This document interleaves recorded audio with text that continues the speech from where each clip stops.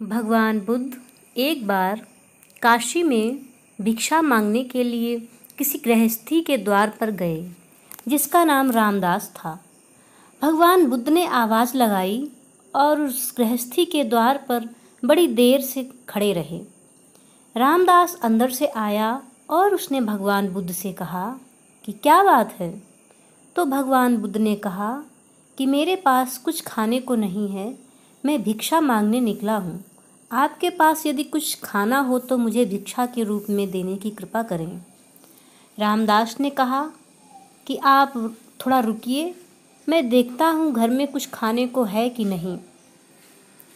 रामदास अंदर गया और देखा कि उसके घर में आज खीर बनी है। वह अंदर से ही चिल्लाकर बोला, महात्मा जी, आप रुकिए, मैं आपके लिए खीर लाता हूँ।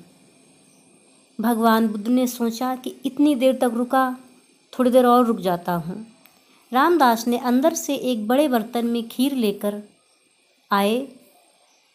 उसने बोला कि महात्मा जी, आप अपना पात्र लाइए, मैं उसमें खीर डाल देता हूँ, लेकिन उससे पहले आपको मेरे एक सवाल का जवाब देना पड़ेगा। भगवान बुद्ध बोले, ठीक है, पहले अपना प्रश्न पूछो। रामदास ने कहा कि मुझे ईश्वर प्रेम चाहिए। ईश्वर प्रेम कैसे मिलेगा? मैं बड़े बड़े साधु संतों के पास गया, मैंने बड़े बड़े ग्रंथ पढ़ लिए, किताबें पढ़ीं, लेकिन मेरे अंदर भगवत प्रेम नहीं जागा। तो बताइए कि मेरे हृदय में ईश्वर प्रेम कैसे जागेगा? भगवान बुद्ध ने कहा कि तुमने सवाल तो बहुत कठिन पूछा है, लेकिन ठीक है, मैं तुम्हें जवाब जरूर दूंगा। लेकिन रामदास, पहले तुम जो लाए हो कृपा करके मुझे दो, ताकि मैं उसे खाकर अपनी भूख मिटा सकूं। फिर मैं आराम से बैठकर तुम्हारे सवाल का जवाब दूंगा। रामदास ने कहा, महात्मा जी, आप अपना बर्तन लाइए, मैं खीर आपके पात्र में डाल देता हूँ। इस पर भगवान बुद्ध ने अपनी झोली में से एक पात्र निकाला। जब वो खीर डालने लगा तो उसने देखा कि वो पात्र तो बहुत गंदा है, बहुत उसमें धूल मिट्टी लगी है, कूड़ा करकट। ऐसा लगता था कि वो बर्तन कई दिनों से धुला हुआ नहीं है, बहुत गंदा था। जब वो डालने लगा तो उसके हाथ रुक गए।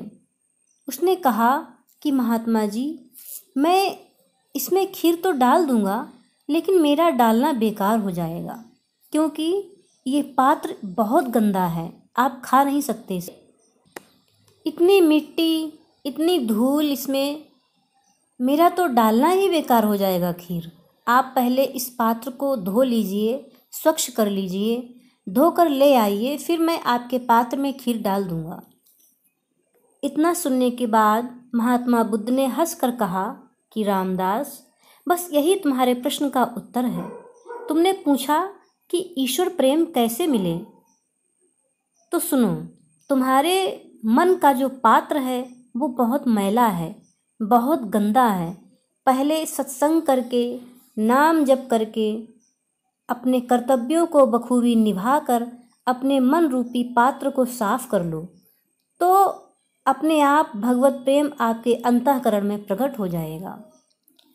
इस कहानी से ये सीख मिलती है कि सबसे पहले हमें अपने अंतःकरण को शुद्ध करना चाहिए, अपने मन को पानी की तरह निर्मल रखना चाहिए, अपने मन रूपी पात्र को साफ करना होगा, पहले इसकी गंदगी दूर करना होगा। सत्संग करके, अच्छे जनों की संगति करके, अच्छे साधु संतों के शरण में रहकर मन के मैल को दूर करो।